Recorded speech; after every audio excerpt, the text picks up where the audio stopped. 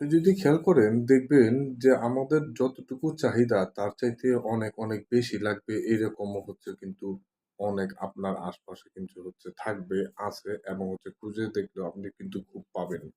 যে আমি আমারই সব এরকম একটা মন মানসিকতার মানুষ। যার যতটুকু হচ্ছে প্রয়োজন তার ততটুকুই হচ্ছে কিন্তু নিলেই বা সেরকমটা ভাবে হচ্ছে চাহিদা অনুযায়ী আপনার এটার পূরণ করলেই কিন্তু হচ্ছে চলে। কিন্তু অতটুকুতে হচ্ছে তার কিন্তু হচ্ছে চলবে না। কারণ হচ্ছে তার যতটুকু আছে বা যতটুকু প্রয়োজন তার সেটা হচ্ছে অর্জন করার পরেও তার চাইতেও বেশি, বেশি উনার হচ্ছে লাগবে।